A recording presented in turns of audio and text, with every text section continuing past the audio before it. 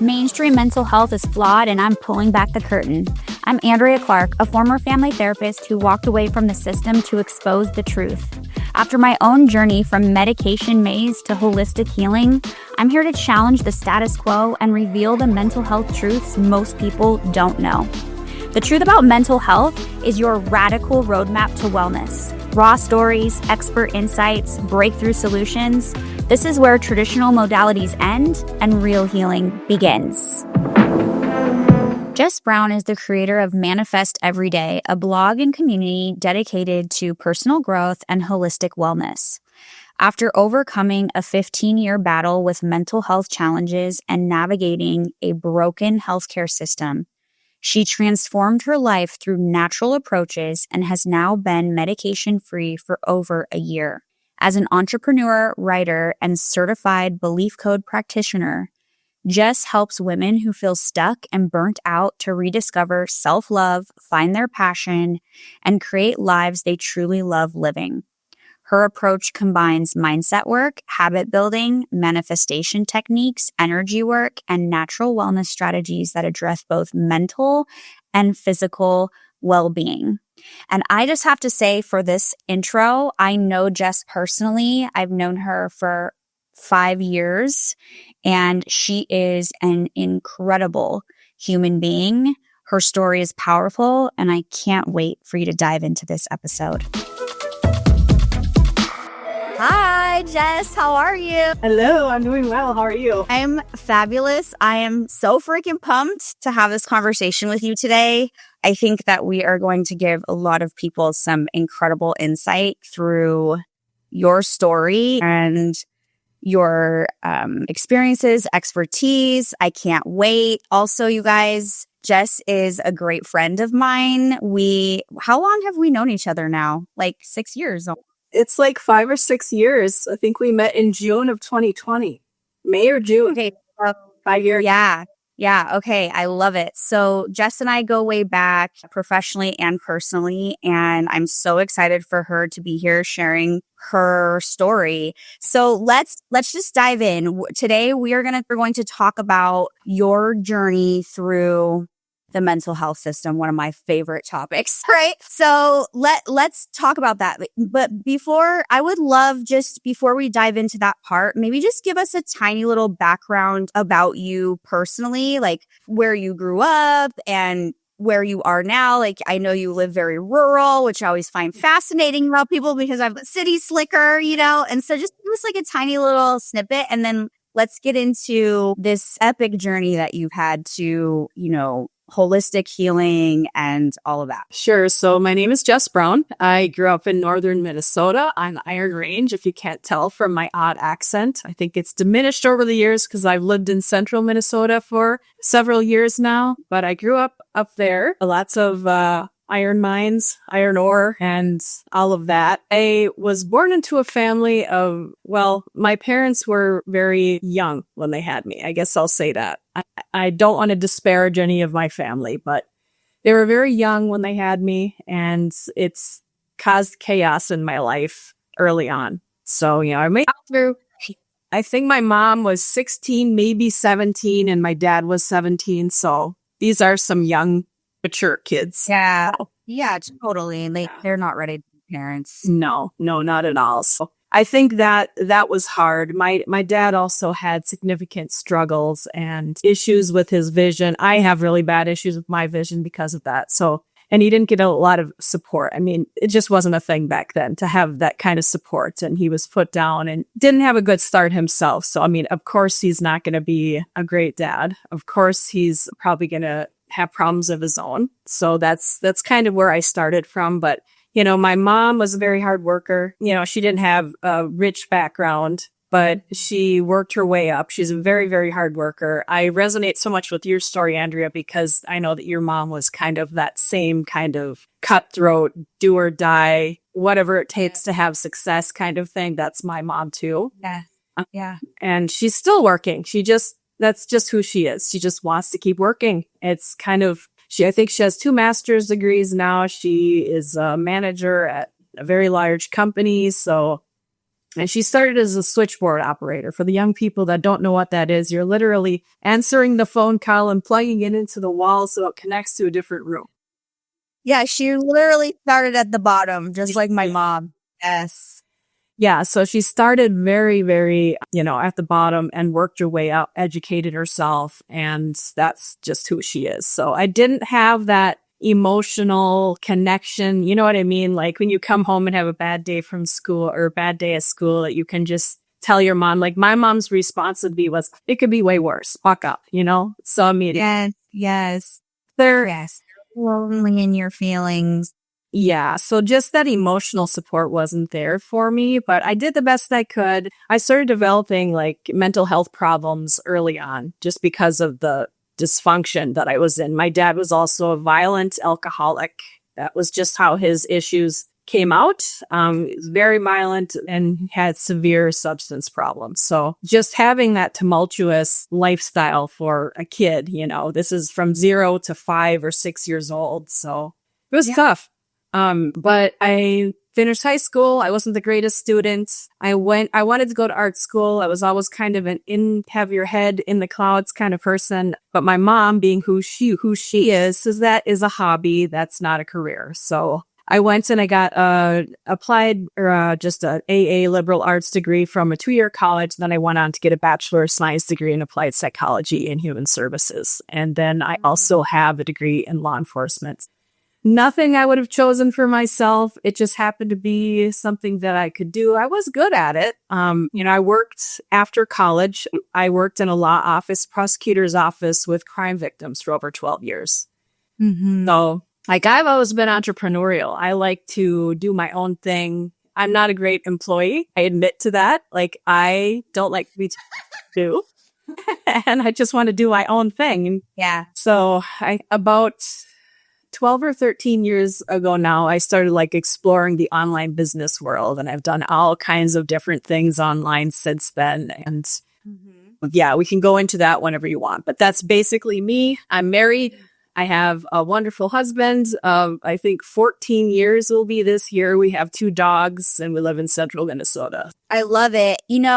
I just want to go back for a minute because I'm guessing that not being able to live in alignment with what your soul craved also contributed to like mental health challenges, right? Like when we're experiencing cognitive dissonance in such an existential way, that takes a toll on us. You know what I mean? Yeah, for sure. Yeah, I see that you're an artist and you like to create and you weren't allowed to do that. My daughter is the same way. She's the same way. Her head's in the clouds. She loves to create. She loves to build. She loves to, and I've always told her, and a lot of it's because I'm an entrepreneur, right? So I understand that people can be successful and happy and whatever without a degree or whatever it is. But my mom was very much like, you have to go to school, you have to get a degree, blah, because she didn't. And she had to work so hard, right? Yes. To climb her way to the top. And I told my daughter, I support anything you want to do. All I care about is that you have a skill. So if it's a skill in the creative world, if it's a tech skill to fall back on, like that's all I care. If you want to do like a 2-year tech school, if you want to go to college, if you want to go to an art school, I don't care. I just want you to have some little foundation of something, and then the rest, do whatever you want. You know what I mean? And I don't even need to guide what that is. If she wants to become an esthetician, like great, whatever, because I want her to do what she's supposed to do, right? Like what she's meant to do, what her soul expression is supposed to be. Yeah. And I'm curious to know how that might have affected you. Have you ever thought about that? Yeah, I have. Like, I think I suppressed it for years. Like, after she told me that, like, I had a college professor that say, you have real talent for sculpture. Or that's what I did. I sculpted with clay and bronze. I loved it. I was good at it. Like, fine arts, like going to fine art. I mean, I'm from a small town, but I have been to some major galleries all over the country, and I just loved it. And then for my mom to say, that's a hobby. That's not an actual career. I put it away. Like, I didn't touch it for years and years and years. Like, I don't do it anymore. I don't really have a means to do it. Oh, I was going to say, have you ever considered picking it back up? There's nowhere to do it around here, so I hope so. Would you make a tiny little thing like in your garage or something? Well, I would need like a way to mix the clay and then fire the clay, and so it's not exactly Maybe that's your pie in the sky. It very much is. You know what I mean? Build your own eventually little like a studio for yourself. That would be so cool. Yeah, but I think the hardest part for me was like having somebody like an authority telling me, hey, do you have a real gift for this? You should do something. Like he said, you should go to the University of Wisconsin in Madison and get an MFA degree. That's what you need to do. And you can teach other people art and make your own art. And she wasn't having any of it. And so I went and did this other degree that, I was good at it. I did really well at it. I got really good grades, but I didn't love it. And then I started down a career path that wasn't aligned with me at all. And I was like, when I lived in this smaller town, like I think the town that I grew up in was like 20,000 people. I moved to this even smaller town that, 90 miles to 120 miles away from where I grew up. Though I didn't have any support here, and I couldn't get an apartment. So here's like the starting of this bad position for me, who was I admit to being emotionally immature, kind of sheltered the way I grew up. Right. Like I didn't have to figure things out without being able to ask somebody, like, how do I do this? Like I had to figure this out for myself. And, I was 24 or 25 years old. I just didn't have those skills. So to be put in there, I didn't have a place to live. I lived in a hotel for 6 months at this job that I did not like. I didn't have support at, dealing with crime victims of all people. It was a bad thing for me to be in. Yeah, I can imagine that job itself came with trauma as well. I know as a therapist, I've experienced some secondary trauma from some things that I have walked, people through. I think that's something that a lot of people don't understand is when you are in any kind of job that you are supporting people in these types of ways, it's pretty intense. And the person supporting can also experience trauma secondarily through these things, Yeah, for sure. For sure. I mean, I did general crime. So I dealt with everything from a simple shoplifting to homicide. Yeah. And all that DV, all that stuff. So not good. Mm-hmm. Yeah, it's intense. Tell us a little bit about, obviously we always have mental health. We always have mental wellness. But when did you enter, the mental health system itself? And tell us a little bit about that. Okay. So, and listen, do not hold back. They need to know, right? This is like an advocacy tell-all podcast. So please, I know you have a story to tell and you have opinions, and this is what we're here to hear. Yeah, I very much do. So my first, I kind of laughed. I'm not laughing at you, but when I was listening to your first podcast and you're sitting in the room with the old man at a young age, that was me. I was 13. Yeah, around almost exactly the same. I was just like, the fuck is this? Who is this person? Yeah. Since it's wait. Yes. So uncomfortable. And then what did you have? Paxil? Yeah, they put me on Paxil. I had Zoloft. So. Okay. That's what they put me on. That was the first thing I was on. And I think eventually I just went off of it like you. I don't remember ever feeling better. Well, how old were you? 13. So this is a long time ago. I'm 46 now. So this is a very long time ago, like when the stigma was high and this was just not accepted. The stigma was high. There also wasn't a ton of research on putting children and adolescents on medication, although there was a suppressed study about Paxil specifically. I don't know specifically about Zoloft, but I think there was some research floating around that, hey, maybe this isn't great for a developing brain. And you and I were medicated around that time. Yeah. And do you remember feeling physically sick if you missed a dose? That's what I remember the most. No, I don't know if I missed it. Maybe I did. I actually just remember feeling so lethargic. Mm-hmm.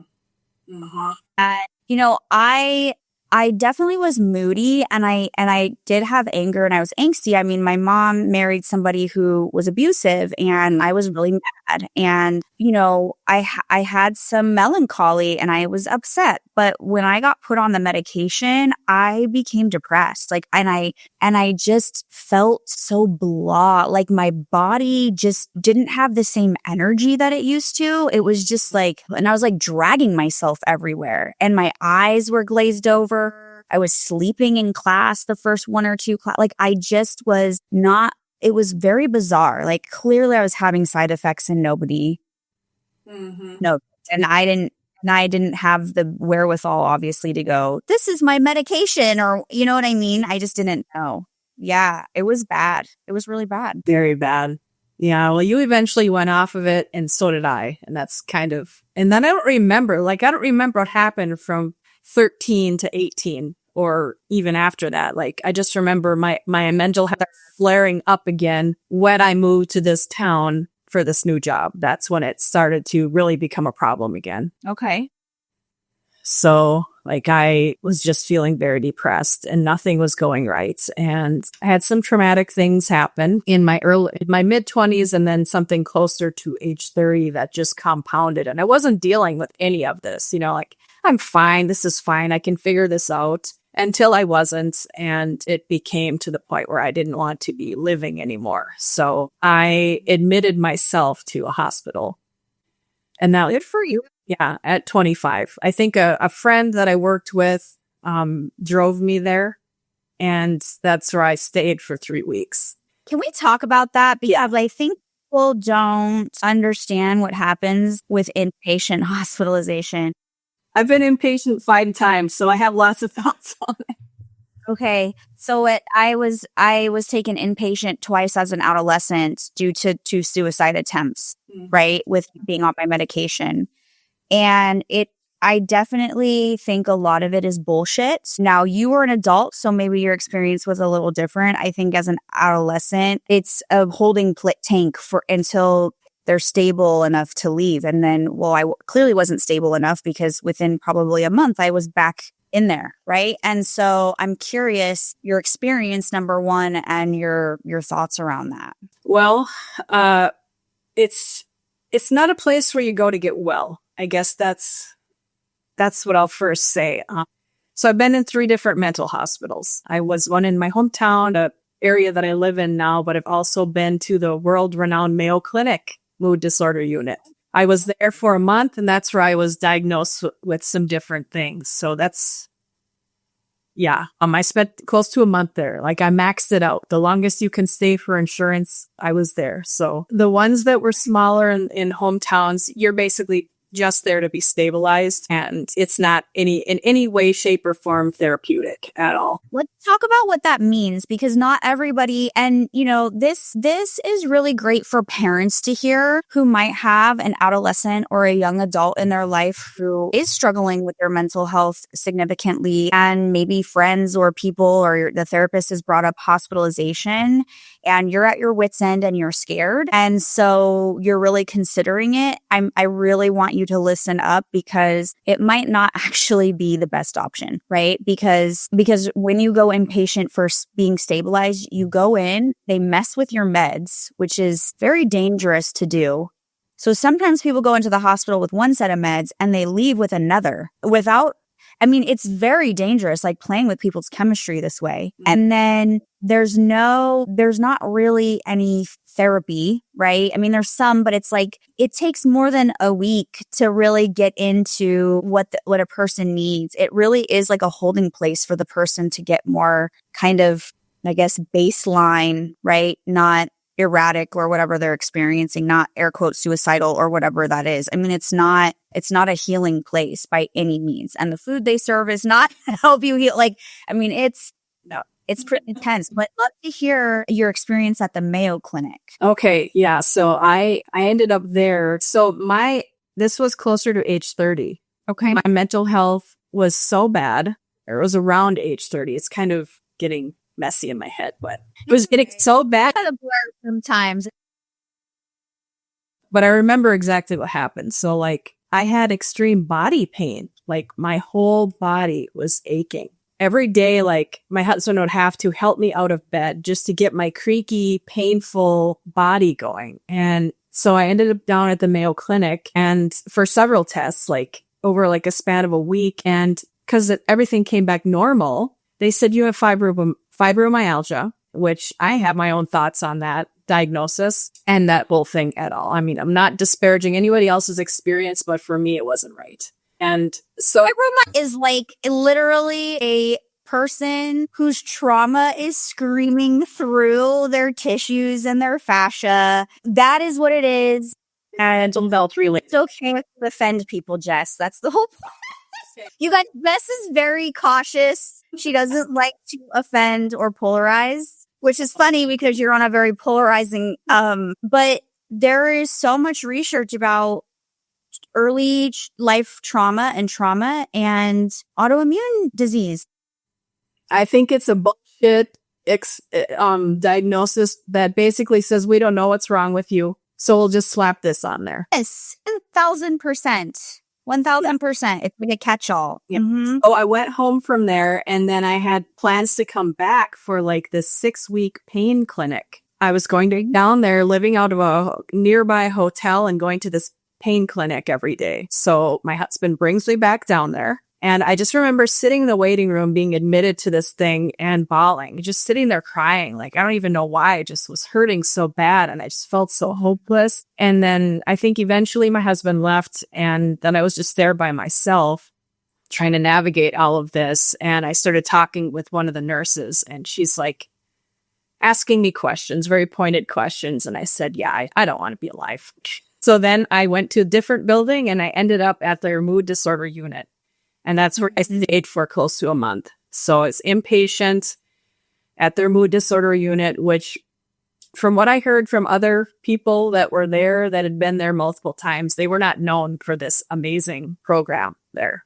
Even though it was the Mayo Clinic, that's not something they were known for. So whatever. Like, I don't know a lot about it, but. Right. Okay. So when you're there, like every day you meet with this whole team of people, like multiple psychiatrists come in, occupational therapists, social workers, chaplains, all these people come in and you meet with this whole team. And then over a span of weeks, then they slap some labels on you and say, you have this and you have this. And, you know, and then during the day when you're not meeting with the doctors, you go to these group meetings, or you might go to the art room and make some things. It's very bizarre. Or you might watch movies. Sometimes they let you go outside.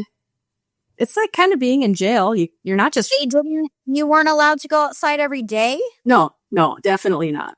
Nature is literally just like, what? I know I didn't go outside the whole week. I don't even think I went outside the whole week, which is crazy. I didn't get any natural sunlight. Right. Yeah. We can look up. Of course, they have to medicate you to sleep.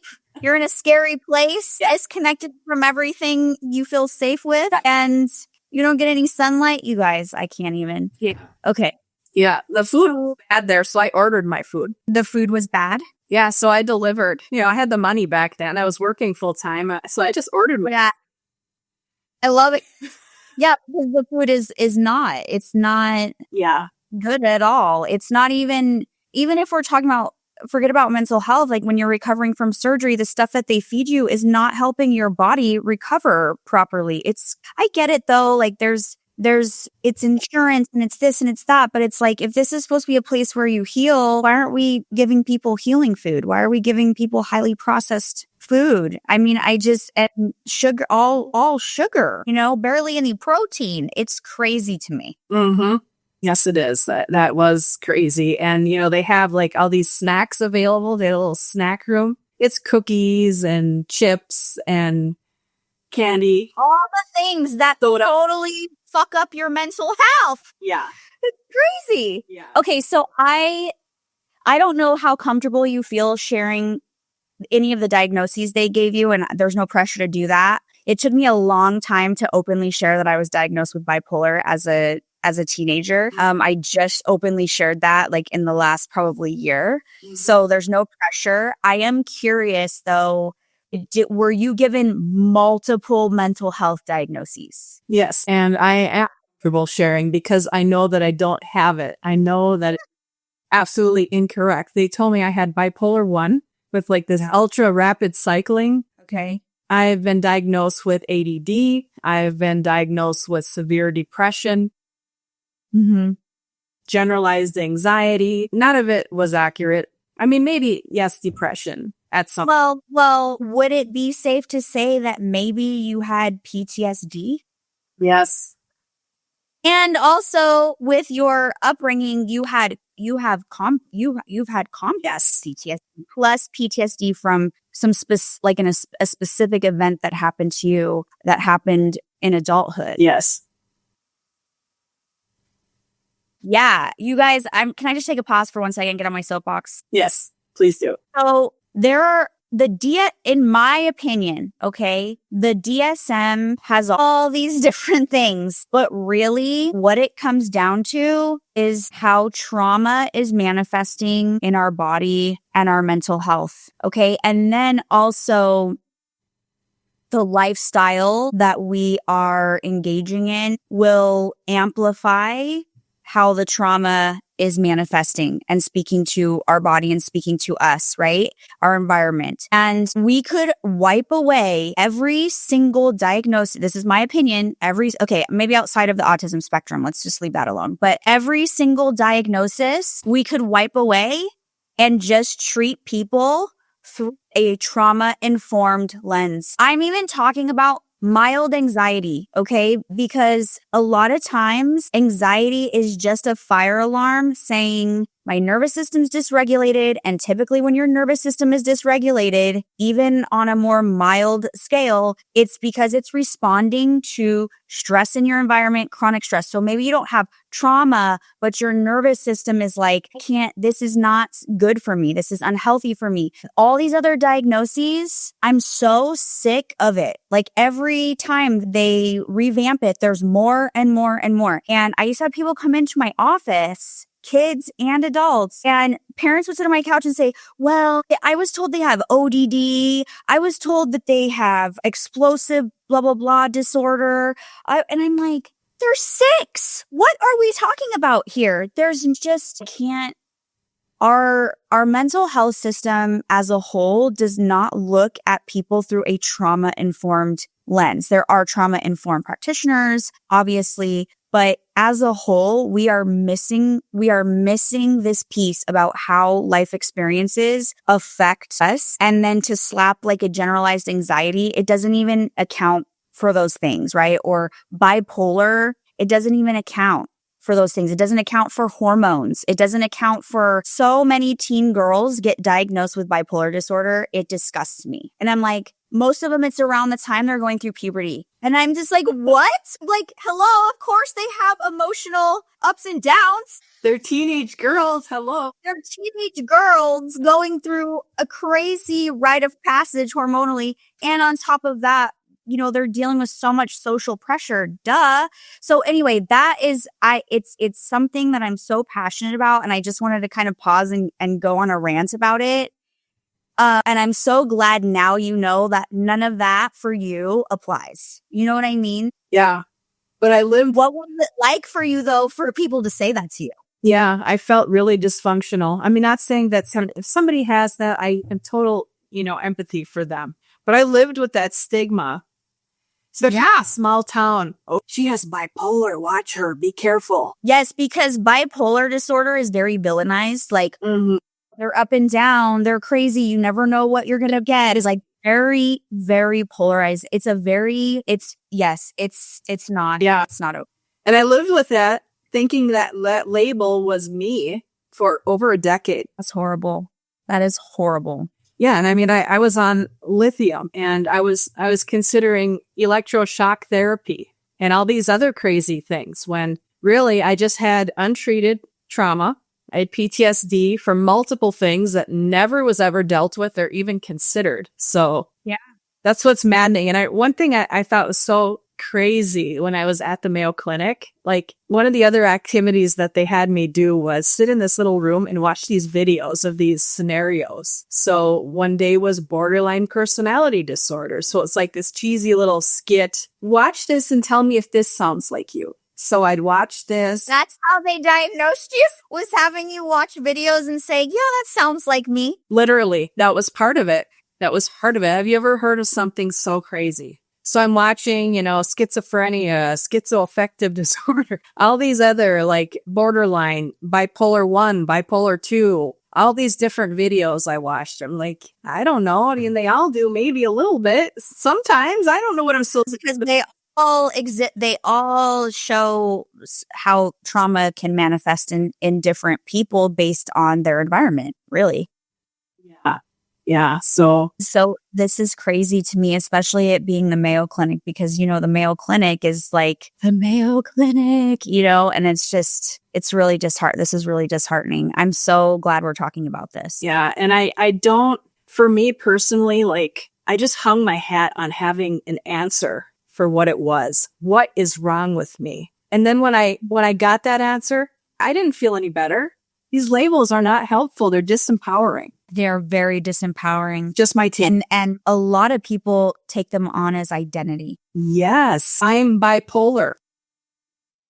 Yeah. I do this because, I'm bipolar. Yeah. I'm like that because I'm bipolar.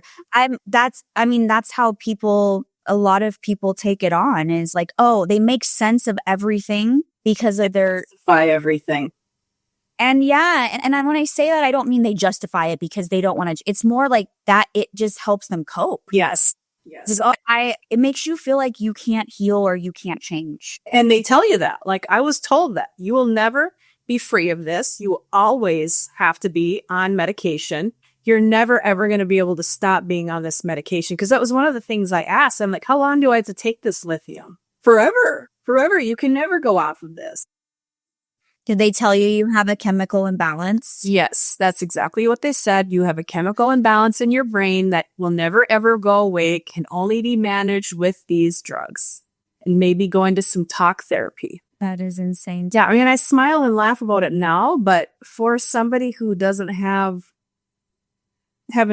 gone through it for this long, it's very disempowering. It feels very hopeless. Absolutely. And if you don't have the wherewithal, if you don't have the support, if you don't have, everybody has access, but if you don't know that, like, hey, go research this or go, you do think it's that. I mean, I will admit that there were things that I thought through my training for a little while was very similar to the things you're talking about. Not the medication, because I had such a negative experience already. So there was something inside of me that knew like how we were heavily medicating people was not okay. But I just thought that these things were chemical imbalances and, inherited, and then people were just stuck forever that way. And you had to learn how to like manage and cope. Yes. And that I did believe as a therapist. And when I started seeing patterns about a couple years in, as I started really growing as a clinician and started thinking for myself, I started to see these patterns that had more to do with like history and then environment. And I'm like, okay, there's something else going on here, right? This is not just like the person is mentally ill and they have a chemical imbalance. And, that's when I really started to think for myself. But it took me a while because I was surrounded by all these experts and psychiatrists and, that were like, no, it's this. It's this. It's this. And so I had to really kind of wrestle with what I was observing versus what I'm being told is like it is. And it took me a long time to really break out and kind of, think unconventionally as a practitioner. Well, I mean, as society, we are conditioned to think that these people in white coats with the really fancy degrees, they know better than we do about our own bodies. Yeah, yes. It's really bad. Most people still believe that. I know. I have a friend who I love and adore, and I respect her tremendously. And she is a more holistic person, but she's really angry right now about who has been appointed as Surgeon General. And for me, I understand like people, especially professionals, they want somebody to have a medical degree. So I get why there's that. but also there are a lot of people using this term, just a wellness influencer, to try to like downgrade. And I'm like, if you look at how much, and this is just me being like kind of impartial, right? From my stance and my belief system of there's so much more than just like this very black and white knowledge that these doctors are getting in this matrix, like from a matrix. Yes. I'm like, look at her body of work. Yes. Look at how all encompassing. I mean, I've listened to her podcasts or like podcast guest episodes and stuff. And I'm like, holy, it's so holistic and all encompassing. And that's the part I appreciate. Whether she should have whatever whatever, like I'm not commenting on that, but it's just like, we lack that in our medical and mental health system. We lack this understanding that there needs to be an all-encompassing approach to a person, like a whole body approach. It just doesn't happen. And if you do, it's all, you have to pay out of pocket for it. Yeah. And we're all also taught to think like, I have to have insurance or else what if something happens to me, right? Like, yep. It's also then you're paying for this insurance and you don't feel like you can pay out of pocket for other things. Yes, exactly. Greatly. Like for me, I don't even have access to holistic doctors here. They're not here. Like I have in your travel to me, there's something for that. So even if I wanted to, obviously insurance doesn't cover that. I don't have access to it just because why? When there's all these traditional type, doctors around there, it's never going to work here. So it's a huge problem. A huge problem. Yep. Bond Charge brings you cutting-edge wellness tools like red light therapy, EMF shields, cold therapy, and light therapy glasses, all designed to support your body's natural healing process. Red light therapy is clinically shown to boost mitochondrial function and reduce inflammation. EMF shields help to protect against the effects of everyday radiation exposure from our devices. Blue light blocking glasses are shown to improve sleep and reduce eye strain. I am obsessed with so many of their products. My home is stacked with EMF protectors. I use their red light tools weekly, and I love their light sensitivity glasses. I'm seeing a huge reduction in my migraines. Bond Charge is HSA and FSA eligible, so investing in your health has never been easier. Visit bondcharge.com and use code MHM for 15% off. You can also check the show notes for links and codes. Let's talk about your journey to holistic healing. So you're put on lithium. You think, I have bipolar disorder. That's it. This is me. I'm doomed, right? And then clearly something changed and shifted for you. Well, I just started missing more and more work at my old job. And I just knew that I could not go back. I started having like anxiety attacks. I just didn't go back. And that was fine. And then in 2020, I just started researching, actually it was before that, researching different ways to manage it. And, I'm still taking all these different drugs. I was on, I don't know if I was still on the lithium, but I was on Adderall, over a maximum dose of Adderall, I think 60 milligrams a day for over 10 years. And because that was so much affecting my sleep, then I was taking, clonazepam to sleep. Okay, let's talk about this for a second because I have seen this a lot where somebody is put on something like lithium, a mood stabilizer, and because of the side effects of that, then they have to be put on a stimulant. And the stimulant, keeps them awake enough, but then also those two are kind of opposing, like the way that those two drugs work, they're very opposing. And then they have to be put on a freaking sleep medication. Yeah, because Ambien and all the sleep things didn't work for me. That was clonazepam, which if I would have known with that, getting off of that drug was one of the worst things I've ever gone through. Yeah, let's talk about that. Let's talk about how it affected your sleep. I know we've talked about that privately. Let's talk about that journey for you. Yeah, so I went off of the clonazepam probably 7 years ago now. And that was horrible. Like I could not sleep. I was getting maybe an hour or two a day. Some days none. So then everything just is worse. You can't function. your mood gets terrible. You know what it does. It's just not good. Well, yeah, somebody who gets fewer than six hours of sleep or fewer, it's essentially like they are walking through the day drunk. That's what they compare it to on a cognitive level. Mm-hmm. Yeah. So that was going on, and I just knew there had to be a way to get off of it. I think I read Kelly Brogan's book then, and that helped me. I mean, I was told by my doctors, no, we don't support you getting off these drugs. And that really sucked. So you had to figure it out on your own. Yeah. I said, well, I'm getting off these drugs. So I did it myself. Good for you. Yeah, but it wasn't easy. What was the turning point though? Like you went from, okay, I have bipolar disorder. This is me. I'm just right. And you're on all these meds. And then at some point, something shifted for you internally where you're like, no, I'm doing this, whether you support me or not. What was that? What happened for you? Yeah. So in 2018 or 2019, I saw a different psych nurse locally, and she said, you don't have bipolar disorder. She's like, this is crazy. You have PTSD, complex PTSD. God bless that woman, right? Yes. So she helped me with that. I told her I wanted to get off these drugs. She wasn't with me getting off of everything. But she did help me get off of all the really heavy things that I was on. And I started doing EMDR. I did that for about 2 years. That's amazing. Yeah. So that was a big thing. And then in 2020, I got on the holistic, approach that I've been on since then. So then you helped me find that. Yes, we both utilize these supplements and adaptogens and targeted probiotics and all the stuff down. But that's how we met, right?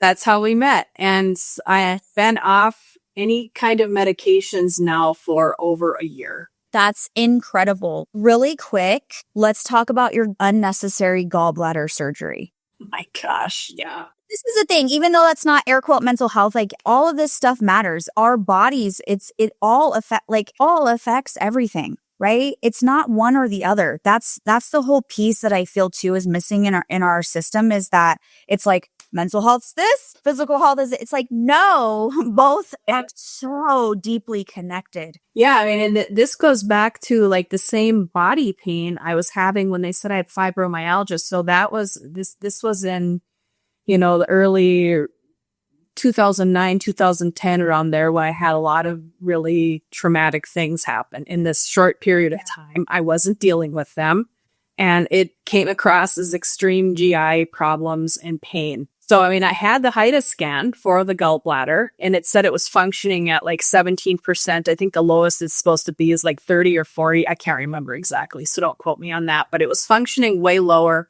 And they said that it was diseased. At no time did they ever say, hey, lady, what do you eat? What are you eating? Do you sleep? They didn't ask you what you're eating at all? Nothing. And they said, how's your stress level? None of that happened. They just basically said, oh, it's diseased. It needs to come out. You're going to feel so much better when you have this thing removed. This is insane to me. Mm-hmm. Yeah. Never once a conversation about my diet. I would like my gallbladder back because it did not get better. It got worse. I mean, you probably could have turned a lot around if you would have shifted your diet, and which you've done now, right? But there was so I actually wanted to find him and try to interview him if he'd be willing, which he might not because of what happened to him. But I interviewed somebody a couple weeks ago who in Australia, she's incredible. She's like she's a neuroscientist, nervous system specialist. And she told me a story about a surgeon, an orthopedic surgeon who was seeing all these people who had diabetes, and essentially he was having to amputate their limb, like a limb because of diabetes. And he was getting really disheartened by how many amputations he was having to do. And so he started doing research on diet change and diabetes. And he started making recommendations for changes to their diet. And they were able, he had all these patients to start to be able to not have to have the amputation. Wow. It was incredible. A registered dietitian reported him to the licensing board saying he was working out of his scope of practice, and he got his license taken away for 4 years. Even though he was helping people avoid body parts? He was saving people from amputation and they still took his license away.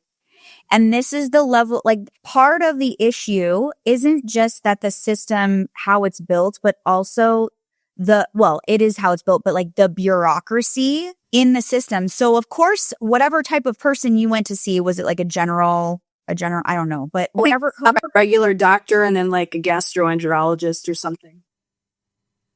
Some of them are like, I'm not even going to try to like work outside the box because that's not my scope of practice. So the idea that you have this like narrow scope and you only need to know about this one part of the body or like this one system in the body is so, it is so detrimental to all the people who are moving through the health and mental health system because everything is connected. Mm-hmm. Yeah, I think physical issues, obviously I approve of it for myself, can manifest from untreated mental health problems. Yeah, and vice versa, right? It's like so many things manifest as air quote mental health issues, anxiety, this when it's actually hormone imbalance. Do you know that 80% of women diagnosed with anxiety actually have a hormone imbalance and an untreated hormone imbalance? 80%. Holy smokes. That's crazy. See what I'm saying? It's like, and we're not even talking about digestion. We're not talking about detoxification, lymphatic drainage, gene mutations where if you're not methylating properly, you definitely will experience mental health issues, but it doesn't mean you have a mental health disease. Mm-hmm.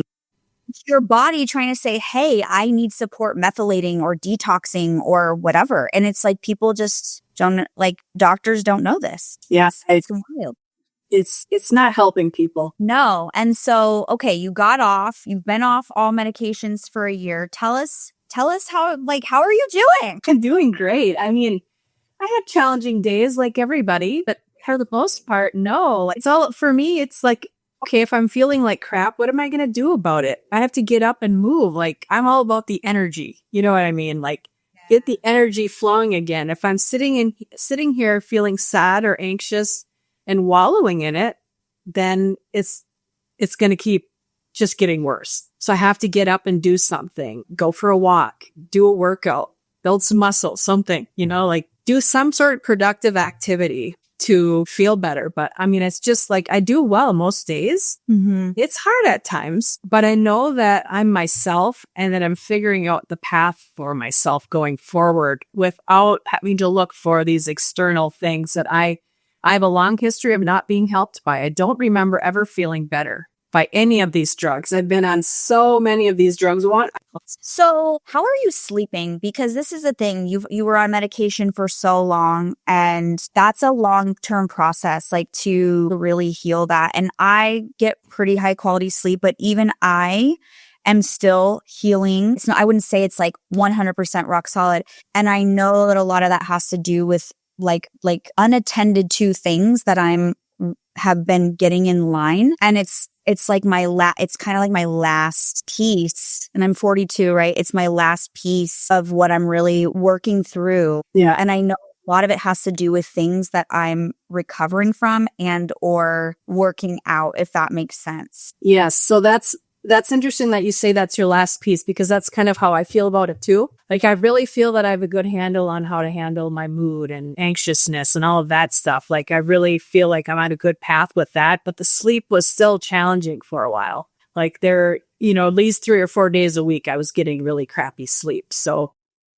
Well, and the thing is that creates a cascade. Yes, very much. One bad night of sleep creates a cascade for days and days. Like people don't understand how significant sleep debt is. Mm-hmm. Yeah. So now I feel like I'm in the best place I've been with sleep in years, literally over a decade. And in February, I just went off of everything. Like I went off of dairy, any sort of gluten, sugar, all my supplements, everything. Like pretty much I was just eating organic food and trying to get in as much protein as I can and just rest my body for a month. So by going off of all of that, like within 2 weeks, my sleep totally insane. It improved so much. I'm getting goosebumps even thinking about it because for years, like after I got off of the clonazepam for sleep, then my psych nurse that I met in 2019, she put me on, or she said, use diphenhydramine, which is basically Benadryl. I was using like a double dose of diphenhydramine to sleep every night, which I now know has probably done some serious damage. It causes dementia over time and other problems. So I'm like, I have to get off of this. Yeah. So I did this just kind of full body reset, went off of everything, any kind of substance. And within 2 weeks, my sleep was repaired. I get good sleep, I would say 5 or 6 days a week now. Like I might have one where I did some things in my lifestyle, brought my phone to the bedroom, or, you stayed up too late and now it messed up your sleep. But now, like when I do try to sleep, I'm able to go to sleep and stay asleep, which is something that wasn't a thing for so long. That is incredible. So right now, what does your diet look like? So I try to follow a very pro-metabolic diet. I watch ingredients very carefully. I try to avoid anything that's enriched. I don't want any of that. I try to avoid food dyes and high fructose corn syrup, seed oils. And so I eat a lot of organic dairy for protein, like Greek yogurt, organic fruits and veggies. I eat a lot of beef. And I mean, I'm all about the protein because I lift weights. I'm trying to build muscle, and eventually I want to lose more fat off my body, but it's a process. Well, and correcting your sleep will help with that over time. Your body needs to heal still. Mm-hmm. Yeah. So it needs to heal, Yeah. Pro-metabolic towards collagen. I have lots of collagen every day. Yeah. It's, I take some supplements, but even since February, I've cut way back on that. I just try to get my nutrients from food. Like I use the Chronometer app and try to monitor my micronutrients with my macros to make sure that I'm meeting those goals and everything. Well, this is the thing is, if your body is functioning well, then you don't need as much of that stuff. You know what I mean? Yeah. And I think that some of it can kind of become problematic when you don't notice it's helping you and you're taking so many different things, which I've definitely been at different points, taking so many things that I don't know what's actually even helping me. Yeah. Yeah. So I have cut way back. It's just really trying to be as natural as possible. High quality food as much as possible. Yes. I love that. So this has been an incredible transformation that you've had. Yeah. There are times when I didn't want to live, and now I can't believe. And I've had other people say, I can't believe how far you've come, even in my confidence level. So if, there's somebody feeling extra hopeless, there is a way through. You just can never give up on it. You have to keep going, keep trying different things. Absolutely. Absolutely. Tell us a little bit about what you're doing now. Like how do you fill your time? I know you're an entrepreneur. Mm-hmm. And belief code on me, right? So let's talk about what you're doing now, how you support other people and all of that. Yeah. So just because of my journey, I just feel very passionate about helping and inspiring other women to be happier and more confident and believe in themselves. So I have a personal growth blog called Manifest Every Day. It's something I started many, many years ago and then kind of left. And now in the last year, I've come back to it and I'm building it up again. And I'm also a certified belief code practitioner. I got all my certifications last year. And so I'm doing sessions on people and animals and even babies. I did one on a 2.5-year-old baby last week. So I just absolutely love it. That's incredible. Yeah. Yep. She was having, some different issues, and it's just so cool to be able to work on any kind of person and even animals. I worked on horses, cats, dogs. You worked on my cat. He's done a 180. He's still pretty needy, but we can try to do some more on him. I will tell you though, he's so much more, respectful is kind of a weird thing to say about a cat, but he used to be so invasive and just nonstop. I just want you to pay attention and do this and do that, and just always so distressed. And now he's much more independent, and he only comes around wanting that like a little bit here and there. And it has been so helpful for our family too, because it gets stressful when you have an animal who can't actually use their words, and they're doing all these weird behaviors. And, animals are supposed to help calm your nervous system, not dysregulate it. And so I was like, this is not good, right? And he's done a 180. And you also found some things that we needed to talk with the vet about that we're addressing, and that's helped. I mean, it's been really, really cool. Thank you. Yeah. I mean, I absolutely love the work. Very passionate about it. Like I knew and just so everybody knows, like Andrea is the one that kind of encouraged me to look into the emotion and the body and the belief code. So like over a year ago, she said, you should look into that. And I remember seeing the book like on Amazon or something. What is that? I never looked into it. And then I had a few sessions of my own, and it was just such a powerful, simple, but so powerful modality. It essentially has completely changed my life. I mean, I would not be who I am, or like the iteration of myself that sits in front of you, if I didn't have a year of weekly belief and body code to clear away some of the stuff that some I didn't even know was even buried in there, and some I did, that no matter how much I tried to be self-disciplined about my own patterns, right, of like flying off the handle or whatever it was, right, that it just didn't work, because you can't discipline your subconscious. Your subconscious drives 95% of your behavior. So to have something where it's rewiring, it's clearing, it's rewiring, it's profound. I mean, this episode isn't about that, so we won't super get into it, but you guys look it up, go look at Jess's page. Jess cares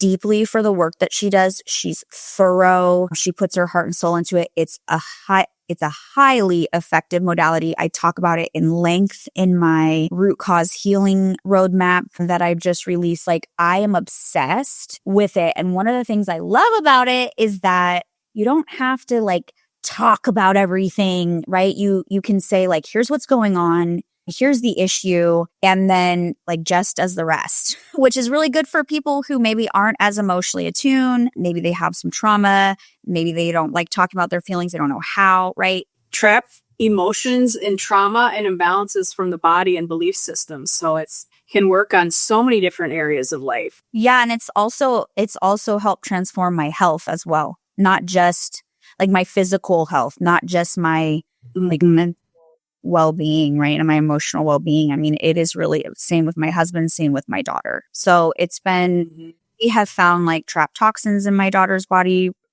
from things that she's eaten, all sorts of stuff that it was affecting her, but we had no idea it was there, right? So definitely check that out. So is that primarily what you're doing? You're doing your blog, have your practice.